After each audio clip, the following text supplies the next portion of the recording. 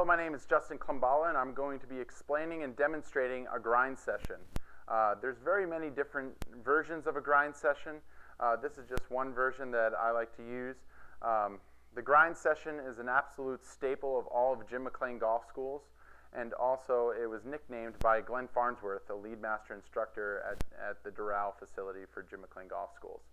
So what we're going to start off with here is just a warm-up drill that Jim does in almost every single one of his schools, and this was something he learned from Jack Nicklaus. So we're going to start with the club just a little bit underneath our arms here, a little bit of a wide stance, and we're just going to start shifting our weight from one foot to the other.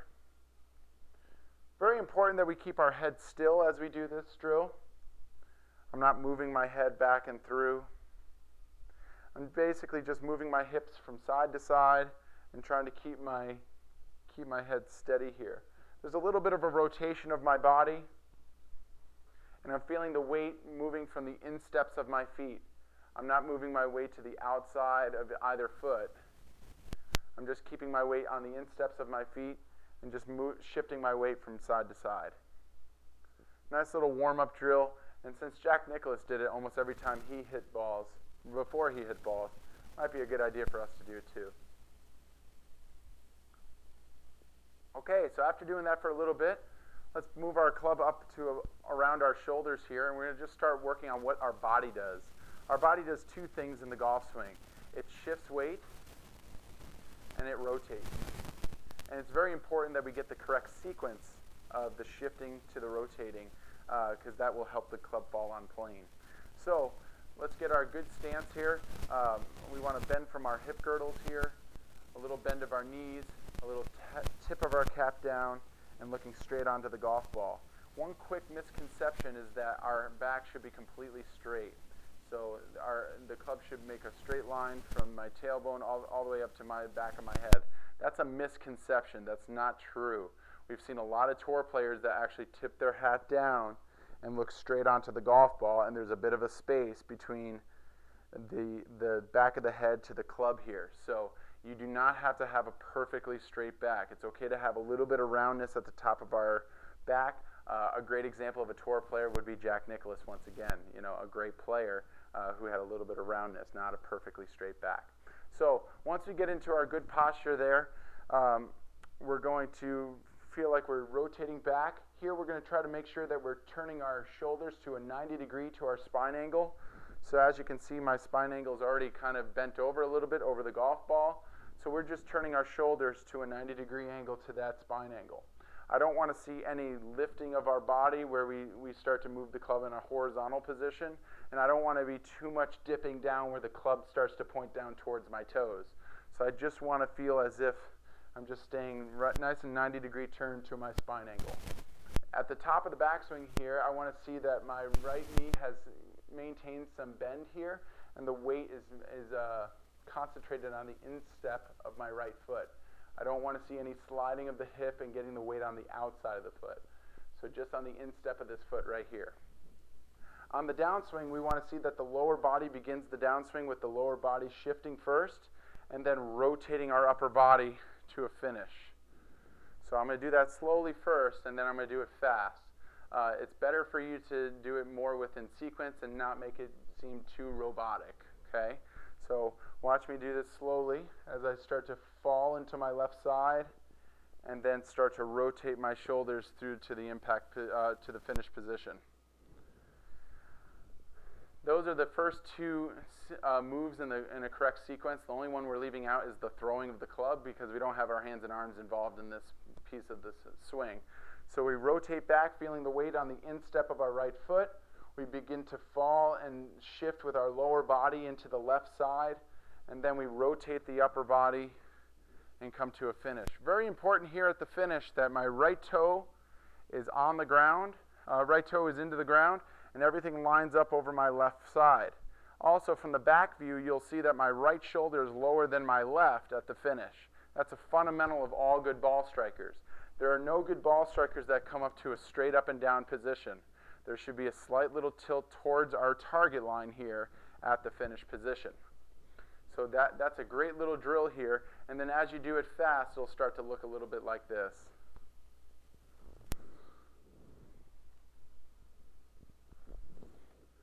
So shifting and rotating are the two things we're doing here and we're working on. Trying to keep our weight balanced between the insteps of our feet and just making this a smooth transition.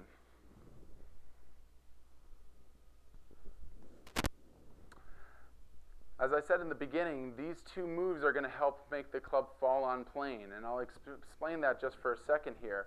If I had the club in my hand here and I got to the top of my swing, but I rotated first, you could see that the club would go out to the outside.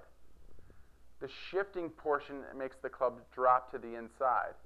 But there can be too much of that as well.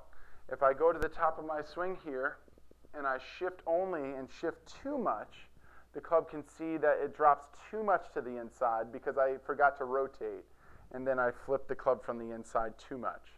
So it's important to have the correct sequence of shifting first and then rotating second, which will then get the club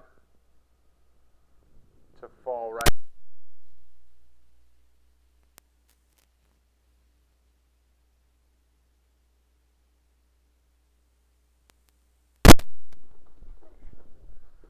So, from the top of the swing here, we're going from the body drill here. Now we're going to go into single arm swings here. I'm going to explain how each arm works in the swing and then show you how we use it in the golf swing. So as we make the turn up to the top here, my right wrist is bent and my right elbow is bent. Okay? These are our two power L's in our right arm. So as I make the swing back, very important that I maintain that position right there. It's been explained before as if you're holding a pizza pie at the top of your swing or holding a tray of drinks. We don't want to see that our right wrist is flat. We do want to create that L in our right wrist here, and also the right L in our right bicep. So as I turn back, I want to feel maybe a little bend of my right wrist, not a cocking of my right wrist. Very important that it's a bend. And then getting up to the top of the swing here. As I come down, I'm going to conserve these L's on the downswing. I'm going to start with my shift first and then conserve these L's.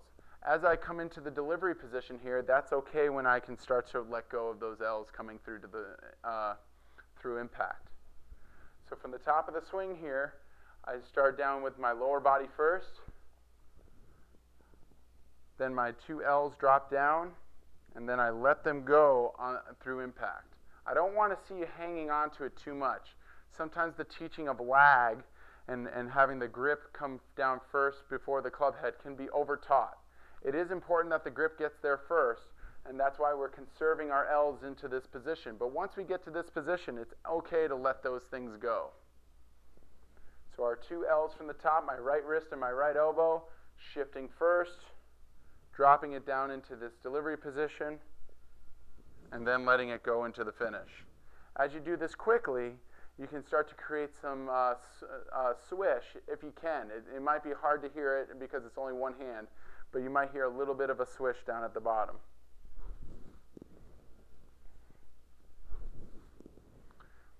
And that's the right hand. Now let's switch to the left hand and explain what we do with that one. We'll put our right hand in our pocket.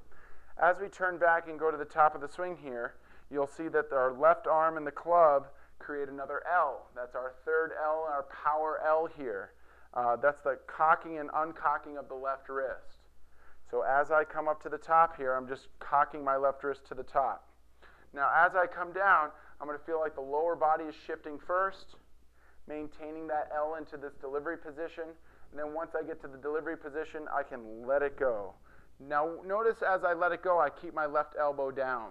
The most important body connection in the golf swing is the upper left arm to the upper torso. It's a fundamental of all good ball strikers that they're actually maintaining that connection through the impact zone. So as I get to the top here, I'm going to shift, let it drop down a little bit. Then I'm going to let it go, but keep my elbow down on the follow-through, which allows that thing to snap through. If I see one of these with my students, you can see that the club face actually stays open. From the down the line view, you can see that club face is very open at this position. So we want that thing to rotate over. So we need to keep our left elbow down, which allows this club to rotate over. Turning back, shifting, rotating through. Once again, at the finish here, making sure that my right shoulder is lower than my left and tilting towards the target line, because that's a fundamental of all good ball strikers. Now finally, you can put both hands on and still choked up here, swinging above the ground, and try to make that same little swing.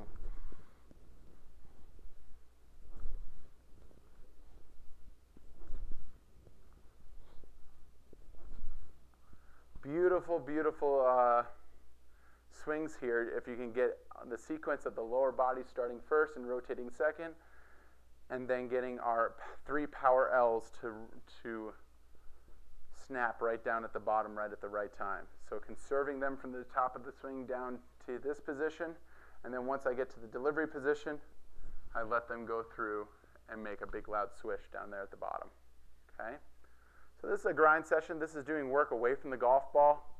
We've been working here for about 11 minutes. Everyone has about 11 minutes that they can work on their game. This is a great way to practice your game without having to go to the driving range or go to the golf course. So I hope this helps your game, and thanks for watching.